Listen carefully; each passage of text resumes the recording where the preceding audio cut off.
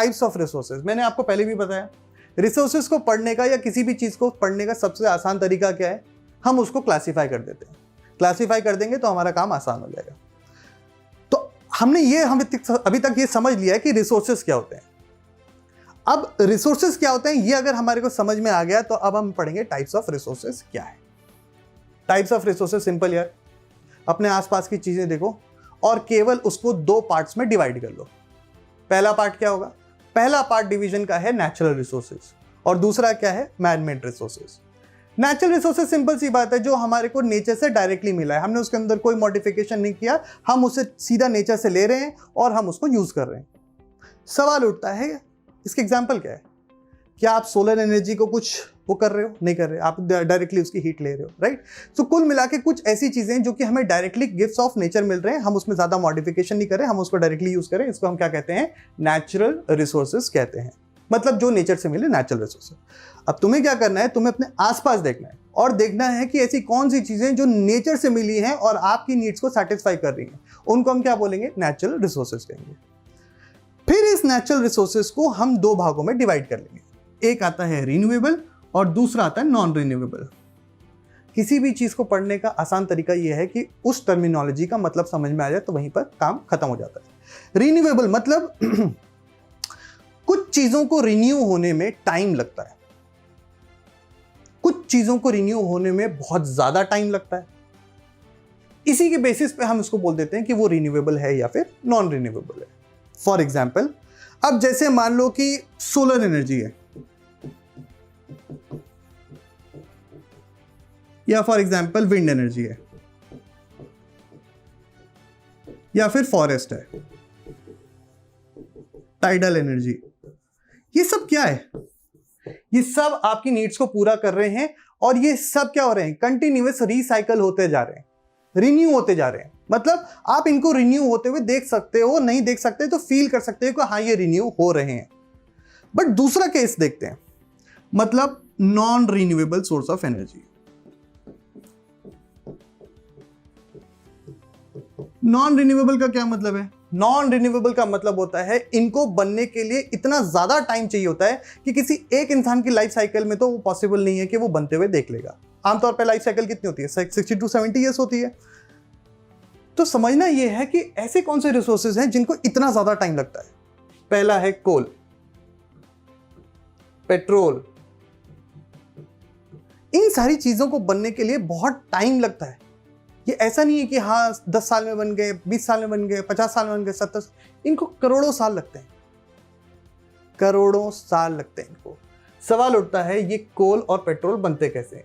हालांकि आपकी किताब में नहीं दिया हुआ है, हम एक और वीडियो बनाएंगे, उस वीडियो में हम ये बताएंगे कि कोयला, ये पेट्रोल हमारे लिए इतना इंपॉर्टेंट क्यों है और अब हम रिसोर्स कंजर्वेशन की तरफ क्यों जा रहे हैं या फिर हम न्यू फॉर्म्स ऑफ एनर्जी की तरफ क्यों जा रहे हैं।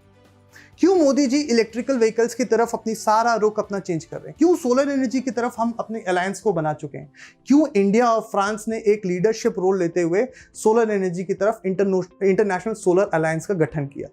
ये सब हम पढ़ेंगे नेक्स्ट वाले वीडियो में। अभी हम यहीं पर रहते हैं।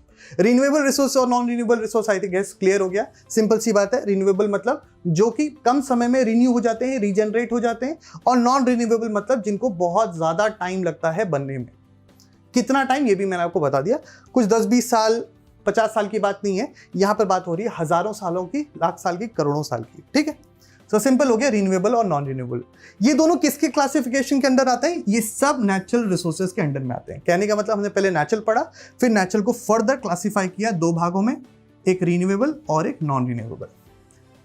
अब अपने आसपास एक और बार देखो और तुम्हें समझ में आएगा कि यार ये रिन्यूएबल और नॉन रिन्यूएबल मतलब इसके अलावा कुछ और भी चीजें जो आपके आसपास हैं और आपकी नीड्स को सेटिस्फाई कर रहे हैं। वो कौन सी चीजें हैं?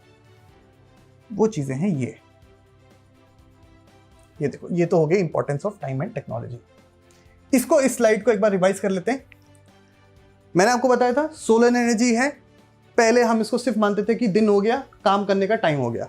टाइम और टेक्नोलॉजी की मदद से आज हमने क्या कर लिया, सोलर पैनल गठन कर लिए और इस सोलर पैनल की वजह से हम इलेक्ट्रिसिटी प्रोड्यूस कर रहे हैं।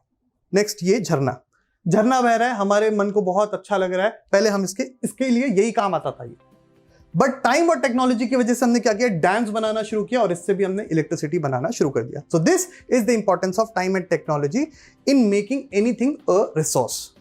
नेक्स्ट इज, जैसे मैंने आपको बताया था, ये सारे हैं नेचुरल रिसोर्सेज. ये कोयला, ये जानवर, ये पेड़, ये पहाड़ इत्यादि, ये सारी चीजें क्या है, these all are natural resources which are the free gifts of nature. Next is your man made resources.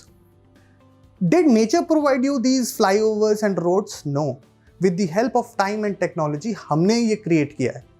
तो हमें भी थोड़ा सा इंजीनियर्स को सपोर्ट करना चाहिए, उन्होंने बहुत कुछ किया हमारे लिए. अब देखो इलेक्ट्रिकल व्हीकल्स बन रही हैं, ईवीज बन रही, कार्स बन रही हैं. इसके अलावा ये सारे गैजेट्स जो आपके घर में आई एम श्योर होंगे, microwave, refrigerator and etcetera etcetera, ये नेचर ने नहीं दिया हमें, ये हमने खुद क्रिएट किया है. So what we can say is these are man made resources. So with this what do we do is we complete natural resources and man made resources. Natural resources को फिर हमने क्लासीफाई किया था renewable और non renewable में. Renewable मैंने आपको बता दिया था जो कि जल्दी जल्दी रीजनरेट होता रहता है, which does not need lot of time. For example wind energy, this forest. हाँ, फॉरेस्ट का एक एग्जाम्पल आपको समझना पड़ेगा. अगर आप एक जंगल काटते हैं, आपने झूम कल्टीवेशन के बारे में सुना होगा जो कि नॉर्थ ईस्ट में प्रैक्टिस होता है. वो क्या करते हैं, जंगल होता है, उस जंगल को वो काट देते हैं. उसके बाद क्या होता है कि वहां पर वो खेती करते हैं, 4-5 साल तक वो खेती करते हैं. उसके बाद जब वो जंगल में वो उपजाऊ नहीं रहती है उतनी मिट्टी, तो फिर वो क्या करते हैं, फिर वो नेक्स्ट पैच पे चले जाते हैं. समय के साथ वहाँ बारिश होती है, बारिश की कोई प्रॉब्लम नहीं है, धूप आती है. पानी और धूप ये दो इंपॉर्टेंट चीज़ें होती हैं और जंगल वापस से बनने लगता है. एक किस्म से 5-10 साल, 15-20 साल, 50 साल में वो वापस से बन के तैयार हो जाता है. इसीलिए जंगल को हम रिन्यूएबल रिसोर्स में कैटेगराइज करते हैं. इस बात को अच्छी तरीके से ध्यान में रखना. मैंने आपको पहले बता दिया, पेट्रोल और कोयला इसको बनने में बहुत ज़्यादा साल लगते हैं, हज़ारों करोड़ों साल लगते हैं. इसीलिए हम इसको non renewable source of energy में कंसिडर करते हैं.